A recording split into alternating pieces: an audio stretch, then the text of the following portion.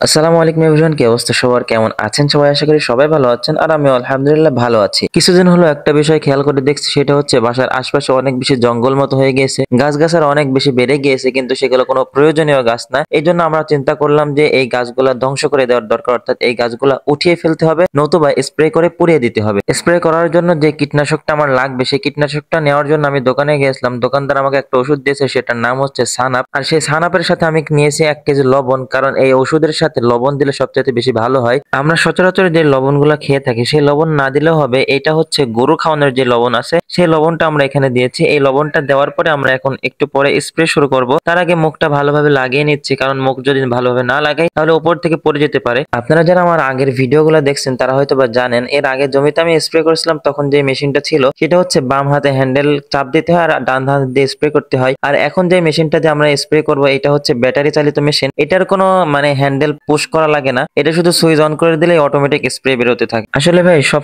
সময় না পাওয়ার কারণে কোনো কিছুই করতে পারি না। আশপাশে একটু অপরিষ্কার মতো হয়ে গিয়েছে। অবশ্য আমরা জানি যে পবিত্রতা ঈমানের অঙ্গ। হাদিসের মধ্যে রাসূল সাল্লাল্লাহু আলাইহি ওয়াসাল্লাম বলছেন, আত-তুহুরু শাতরুল ঈমান, পবিত্রতা ঈমানের অঙ্গ। আমরা সবসময় পরিষ্কার পরিচ্ছন্ন রাখার চেষ্টা করি। এই জায়গায় যদি প্রতিনিয়ত হাঁটাহাঁটি করা যায়, চলাফেরা করা যায়, তাহলে এখানে এরকম অপরিষ্কার হতো না। একটা সময় ছিল আমার দাদা বেঁচে থাকাকালীন প্রতিনিয়ত যেখানে অপরিষ্কার দেখতো সেখানেই পরিষ্কার করে ফেলতো। আসলে আমাদের সময়ের অভাবের কারণে কোনো কিছুই করতে পারি না ঠিকঠাক ভাবে। কিছুদিন আগেও আমাদের কয়েকটা গরু ছিল। গরু যখন ছিল, গরুর ঘাস কাটার জন্য ওইদিকে যেতে হতো, গরুর বিচেলে কাটার জন্য ওইদিকে যাওয়া লাগতো, কিন্তু এখন গরু না থাকার কারণে কোনো কিছু করা হয় না। গত 1 বছর আগে গরুটা বিক্রি করার পরে আমাদের ওইদিকে যাওয়া একদমই কম হয়ে গিয়েছে। আমরা আশা করছি কিছুদিনের মধ্যে আমরা একটা গরু কিনবো ইনশাল্লাহ। আশা করি এটা সম্ভব হবে, আপনারা দোয়া করবেন। আসলে বাসায় যদি একটা গরু থাকে তাহলে কিন্তু অনেক দিক দিয়ে সুবিধা হয়। আপনি যদি একটু খেয়াল করে দেখেন, আপনি খাবার পরে যে অবশিষ্টটুকু থাকে সেটা যদি আপনি গরুকে দেন, সেটা কিন্তু গরু এক্সট্রা খাবার পাচ্ছে। আবার মনে করেন শাকসবজি কাটার পরে যে অবশিষ্টটুকু থাকে সেটাও আপনি গরুকে দিতে পারছেন।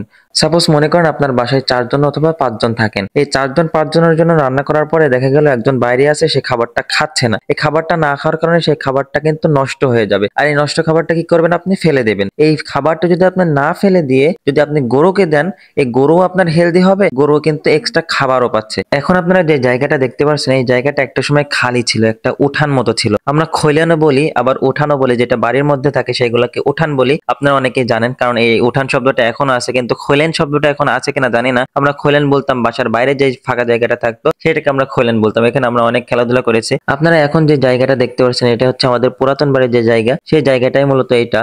এখানে আমাদের ছোটবেলা থেকে বড় হওয়া সব স্মৃতি জড়িয়ে আছে। এখানে আসার পরে একটু সে আগেকার কথাগুলো মনে পড়ে। এই পিছনে অনেকদিন আসা হয় না। এই অনেকদিন আসা না হওয়ার কারণে এখানে অনেক বেশি ঘাস জমে গেছে, অনেক বেশি জঙ্গল মতো হয়ে গেছে। এই জায়গাটা এখন আমরা শাকসবজি লাগানোর জন্য ঠিক করেছি। পাশে ঝাল গাছ লাগানো আছে এবং ডান সাইডে দেখতে পাচ্ছেন এখানে বেগুন গাছ লাগানো আছে, ওই সাইডে কলা গাছ লাগানো আছে এবং পেঁপে গাছ লাগানো আছে। আমরা ইনশাআল্লাহ শাকসবজি আরো কিছু অ্যাড করবো এখানে। আর আজকে আপনারা যে ভিডিওটা দেখতে পাচ্ছেন এখন বর্তমানে, এই ভিডিওটাও হলো আজকের না, আজ থেকে প্রায় 2 সপ্তাহ আগে ভিডিওটা করা হয়েছে, কিন্তু আজকে এডিট করার সময় পেলাম, আজকে ভিডিওটা এডিট করে আপলোড করছি। তো আজকের ভিডিওটা দেখতে দেখতে এই পর্যন্তই ছিল। দেখা হবে নেক্সট কোনো ভিডিওতে। যারা এখনো ফেসবুক পেজটা ফলো দেন না এবং ইউটিউব চ্যানেলটা সাবস্ক্রাইব করেন না, তাড়াতাড়ি করে দেন। সবাই ভালো থাকবেন, সুস্থ থাকবেন, পরিবারের খেয়াল রাখবেন। আল্লাহ হাফেজ। আসসালামু আলাইকুম রহমতুল্লাহ।